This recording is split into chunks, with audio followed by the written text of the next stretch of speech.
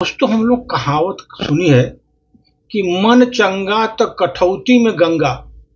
मन शुद्ध होना चाहिए आदमी। मन शुद्ध है ना, शुद्धता आएगी आएगी दोस्तों। हम लोग कभी कभी मंदिर में जाते हैं, प्रार्थना करते हैं। वो जरूरी नहीं है वहां पर जाकर प्रार्थना करना। हमारा मन स्वच्छ होना चाहिए, मन में पवित्रता होनी चाहिए। हमारे आदतें जो खराब हैं, बुरी आदतें हैं, छोड़ दिया। निंदा करना छोड़ दिया, बुराई करना छोड़ दिया, अत्याचार करना छोड़ दिया, लोगों को सताना छोड़ दिया, ईर्ष्या करना छोड़ दिया। समझ लो भजन हो गया दोस्त। वो भी एक प्रकार का जीवन में भजन है। हम समझते हैं कि भजन करना, घंटों बैठकर भगवान का नाम जपना, मंदिर जाना, माला फेरते बैठना और पूजा पाठ करना, यही भजन है, यही प्रार्थना है। हम ये समझते हैं। लेकिन दोस्त निसंदेह यह सब भक्ति के लिए सुंदर साधन है, भक्ति का सुंदर साधन है। लेकिन भक्त की असली परीक्षा हमारे व्यवहार से, हमारे चरित्र से होती है। आप माला जप रहे हैं, घंटों भगवान का नाम जप रहे हैं, मन कलुषित है, मन मलिन है, फायदा क्या? तो हमारे व्यवहार और चरित्र में ऐसी परीक्षा भगवान लेते हैं। हमारा व्यवहार कैसा है, हमारा चरित्र कैसा है। यदि एक हाथ में माला है पर मन में किसी प्रकार का द्वेष है, अहंकार है, तो दोस्त इस कारण आप माथे पर तिलक लगाए हुए हैं, वाणी में आप किसी का मन दुखाते हैं, किसी को ऐसी कठोर वाणी बोलते हैं, और जैसे बाहर मंदिर में सिर झुका करके आप बाहर झूठ, प्रपंच, छल, क्रोध, अहंकार, अपना स्वार्थ सिद्ध करने के लिए कोई भी उपाय नहीं छोड़ते दोस्त, तो अपने भजन का अर्थ कुछ नहीं। इसको समझने की आवश्यकता है। ये भजन नहीं है आपका, इसको आपको आत्म अवलोकन करने की जरूरत है। कभी कभी भगवान प्रसन्न करने के लिए बड़ी बड़ी पूजा करने की आवश्यकता होती है। लेकिन अगर आप बुरी बुरी आदतें जो है आकर छोड़ देंगे, वो भी एक बहुत बड़ा भजन होता है जीवन में। हमने क्रोध छोड़ दिया, हो गया भजन भगवान का। झूठ बोलना छोड़ दिया, वो भी भगवान का भजन हो गया।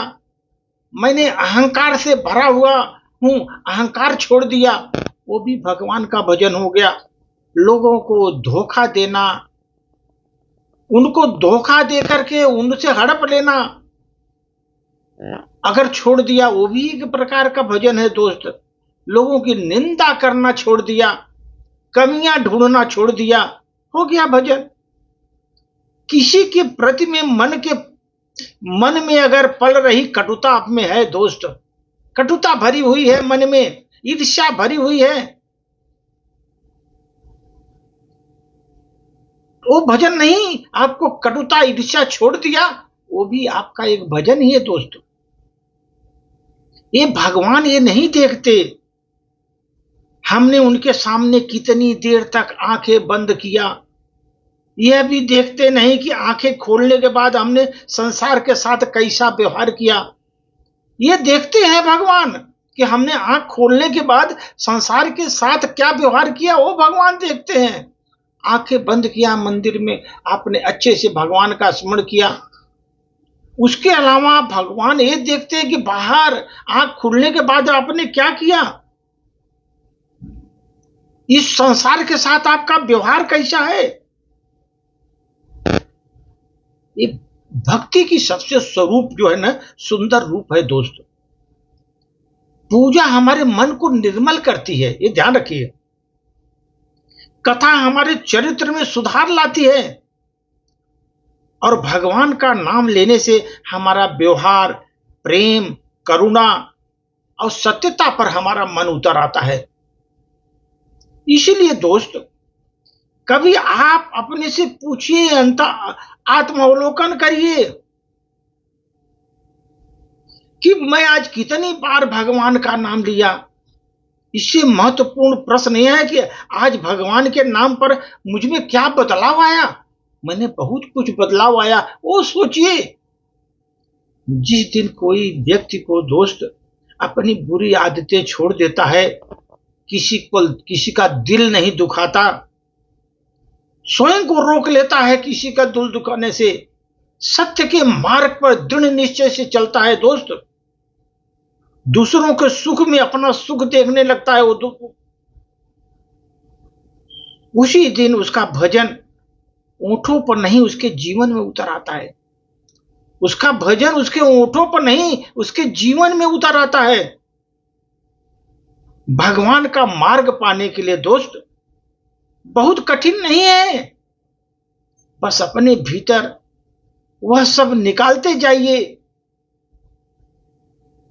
वो सब जो आप में दुष्ट प्रकृति भरी हुई है, आपके जो अच्छे विचार नहीं है, जो कटुता है, क्रोध है, ये सब निकालते जाइए, बुरी आदतें छोड़ते जाइए दोस्त।